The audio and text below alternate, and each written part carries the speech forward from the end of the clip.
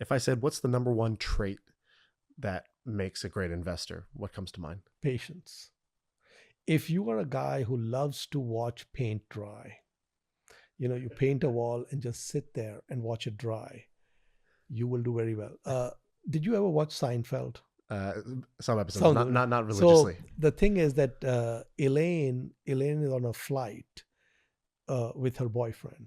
Okay, I forget the name of the boyfriend, and I think if you pull up Google, you can probably find this clip. The boyfriend is just staring at the seat back in front of him. Okay, and so Elaine says to him, "Would you like something to read?" He keeps looking at the seat back and says, "No." Um, do you want to talk about something? And he says no. He just doing nothing. He's just looking at the seat back in front of him, right? By the end of the flight, she's broken up with him. Yeah. He would have made a great investor.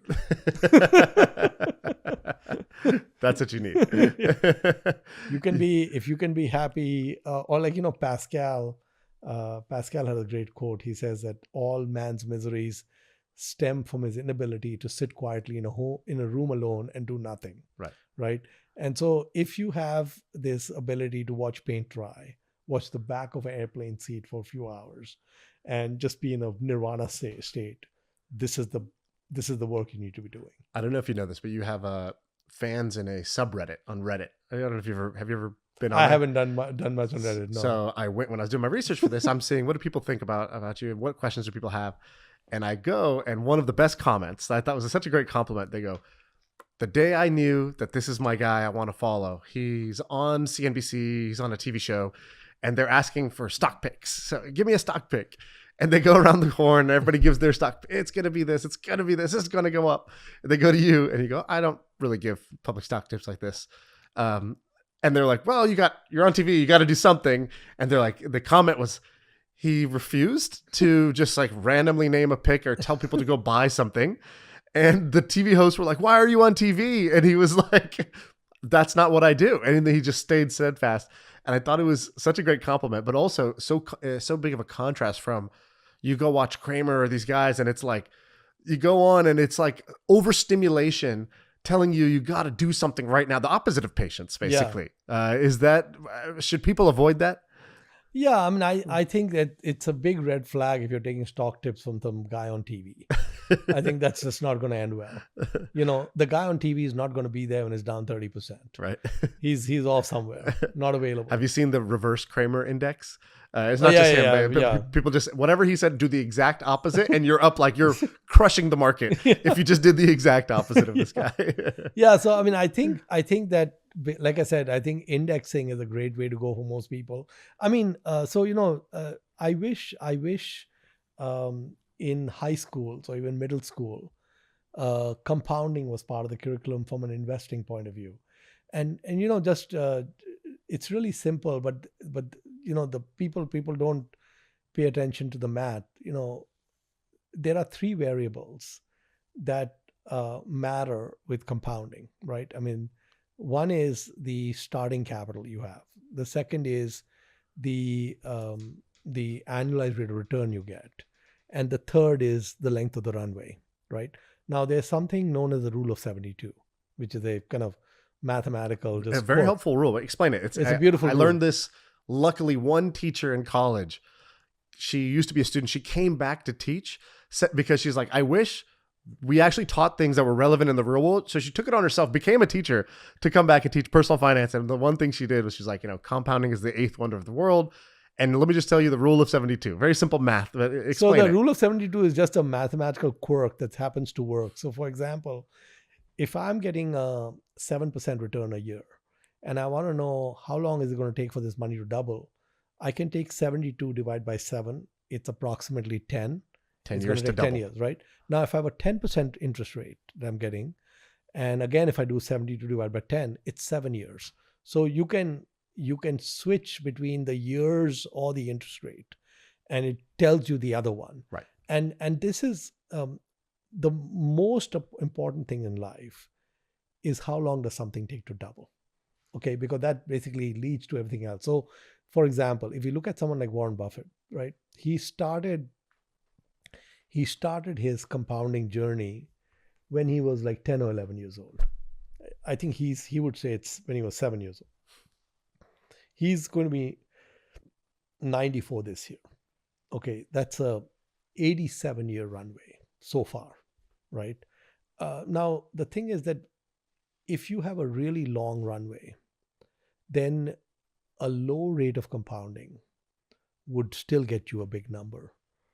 Or if you have a shorter runway and a higher rate, would again get you the same result. So it's very important in life, and that's why I think that I wish they did this in high school, is to start that engine early.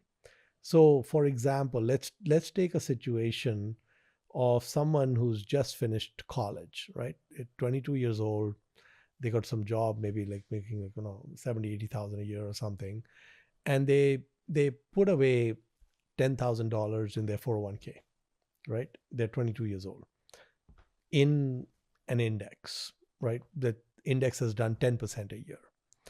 Now, what that means is the 10% a year means that 10,000 will double every 7 years. So let's take a situation where the person is now 64 years old, right? Now they started at 22, it's 64, so it's 42 years. 42 years is 6 doubles, right? I do this to make it easy. Right. Okay, so 6 doubles, right? That's 2 to the power of 6. 2 to the power of 6 is 64. So that 10,000 that the person saved at 22 is 640,000 at 64. But that's not all they have. At 23, they save 11,000. That's again sitting at some big number. Right. And you keep going.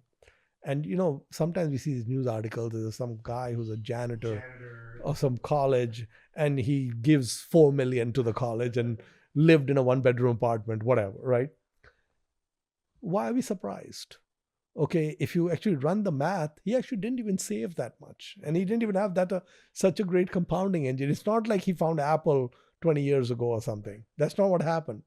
What happened was that there was a consistency, and so actually my pushback to my dad when he was telling me to start a business is I was telling him at that time, I said, look, I got a 401k. I got 30,000 in the 401k, right? I'm continuing to put 15% a year. My employer at that time was matching the first 2%. So it was becoming 17%, tax-free basically. It's tax deferred. And my income's going up over time. So when I first started working, my salary was 31,000, right? So I'm saving 4,500 a year, right? But if I was still working, my pay would have been hundreds of thousands or more. And I'm putting away a lot of money. So by the time I get to retirement, it's like, it's game over. Right. Lots of extra cash available, no problem.